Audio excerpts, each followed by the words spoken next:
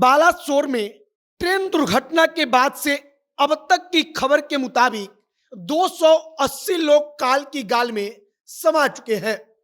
बालासोर में जिस ट्रेन का दुर्घटना हुआ है उसमें एक ट्रेन का नाम आपने भी सुना होगा, जिस ट्रेन का नाम है, यहां पर आप देखेंगे भी कि कोरोमंडल एक्सप्रेस। अब कोरोमंडल एक्सप्रेस की एक कहानी सामने आई है। 2009 में इसी दिन को, मतलब कि जिस दिन इस ट्रेन का एक्सीडेंट 2023 में हुआ है, इसी दिन और यही वक्त 2009 में भी इस ट्रेन का एक्सीडेंट हुआ।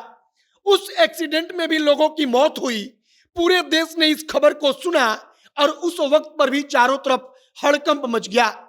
जब 2023 में शुक्रवार के दिन ट्रेन का एक्सीडेंट होता है तो अब कहानी कही जा रही है कि 2009 में भी शुक्रवार का दिन था और टाइम भी यही था जब कोरोमंडल एक्सप्रेस की एक्सीडेंट हुई थी और उसमें कई लोग मर गए थे।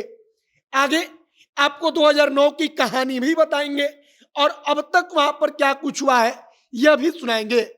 बाकी नमस्कार, मेरा नाम है मोहित कुमार सिंह और आप जनता जंक्शन देख रहे हैं। सबसे पहले 2009 की कहानी को सुनाते हैं। होता क्या है कि कोरोमंडल एक्सप्रेस अपने समय से 2009 में फरवरी का महीना होता है और तारीख होता है 13 फरवरी। 13 फरवरी को कोरोमंडल एक्सप्रेस अपने निर्धारित समय से आगे बढ़ती जा रही थी। वहां पर एक रेलवे स्टेशन रास्ते में पड़ता है जिसका नाम है जाजपुर रोड रेलवे स्टेशन। अब जाजपुर रेलवे स्टेशन के नजदीक जाने पर जो कोरोमंडल एक्सप्रेस है, कोरोमंडल एक्सप्रेस का एक्सीडेंट होता है। उस एक्सीडेंट में 16 लोगों की उस वक्त पर मौत होती है। उस वक्त पर भी 16 लोग एक बड़ा नंबर होता है। उस वक्त पर भी हड़कंप मच गया। वहां पर रेस्क्यू टीम पहुंची और अब 2023 में जब दुर्घटना होती है तो फिर उसकी कहानी ताजा हो गई। लोग कह रहे हैं कि उस वक्त पर जब पहले वाला एक्सीडेंट, मतलब कि 2009 में जब हुआ था, तब उस वक्त पर समय लगभग 7:30 के आसपास का हो रहा था।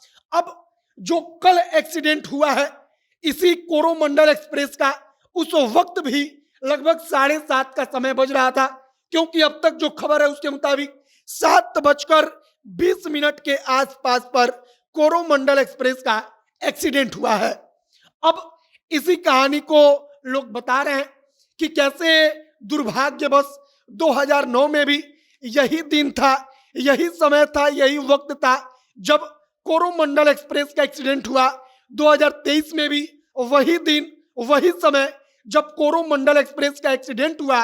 अंतर सिर्फ इतना कि 2009 में जहां मात्र 16 लोगों की मौत हुई थी, और हम मात्र कह रहे हैं तो इसका मतलब यह नहीं कि 16 लोग कम होते हैं, लेकिन आज जो एक्सीडेंट हुआ जिसमें आंकड़ा 300 पहुंचने वाला है, उस 300 के लिहाज से 16 नंबर बेहद कम है।